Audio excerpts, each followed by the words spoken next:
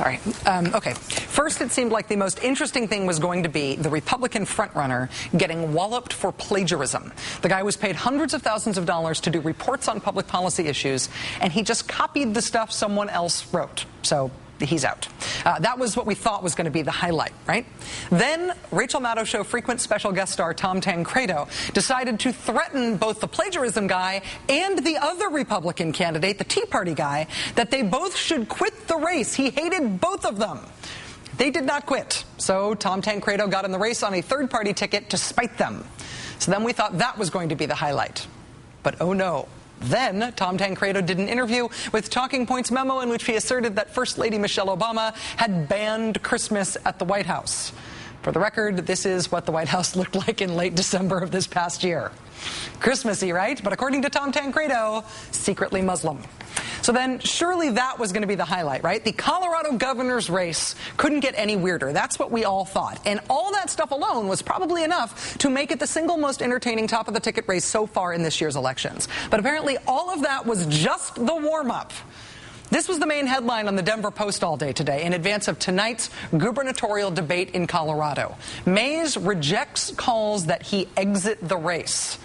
The Republican Party in Colorado has changed their minds again. After the plagiarism guy, after the Tom Tancredo fiasco, now they are trying to kick the actual Republican nominee for governor, the guy who won the primary, Dan Mays. They're trying to kick him out of the race. And he's refusing to go. And nobody knows what's going to happen next. Here's the situation with Dan Mays. Dan Mays first made national news by voicing his suspicion that a pro-bicycling program in Denver could be a secret conspiracy to have the United Nations take over Colorado. Black helicopters, cheerfully painted bicycles. What's the difference, sheeple? Since then, though, Dan Mays has made a name for himself for a totally different but still sort of conspiratorial thing. Mr. Mays has been forced to admit to lying on his resume. Specifically, he appears to have made up a backstory about himself as a secret agent in Kansas.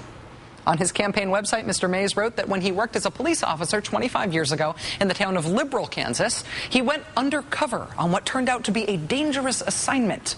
There's a lot of typos here, but it's followable. He says, quote, "At one point in my 2 years at the local police department in Liberal, Kansas, I was placed undercover by the Kansas Bureau of Investigations to gather information inside a bookmaking ring that was also allegedly selling drugs. I got too close to some significant people in the community who were involved in these activities and abruptly was dismissed from my position." Dan Mays essentially says he was tapped by the state version of the FBI in Kansas to go undercover, and that undercover assignment, busting a drug-dealing bookmaking ring, got him too close to official corruption, and so he, upstanding undercover Dan Mays, was fired. Very dramatic, right? Tell me more. The Mays campaign did say more. They sent out a fundraising letter last week from Dan Mays' wife. Quote, "I know Dan to have stood up to corruption as a young police officer.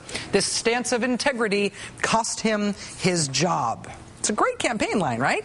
Brave man going undercover, fired for his stance against corruption. A made-for-politics storybook tale that now has to go back to whatever storybook Dan Mays read it in. Because law enforcement sources are telling the Denver Post this week that, frankly, they have no idea what Dan Mays is talking about. Confronted, Mr. Mays has fessed up, recanted, sort of, and has blamed people for taking him seriously in the first place. He told the Post, quote, "Some people are probably taking that a little too literally. Those comments might have been incorrect comments." And by those comments, he means his own campaign website and the mailer from his wife saying he was a secret agent in Kansas.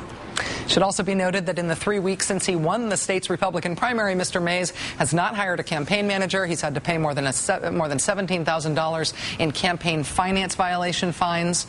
And there was this weird thing about slipping a check into someone's purse. At a campaign event on Monday, the Denver Post reports that Dan Mays slipped an unsigned check for $300 into the purse of the former mayor of Greenwood Village, Colorado. The former mayor had previously said that she loaned Dan Mays more than $300 in cash to pay off his mortgage.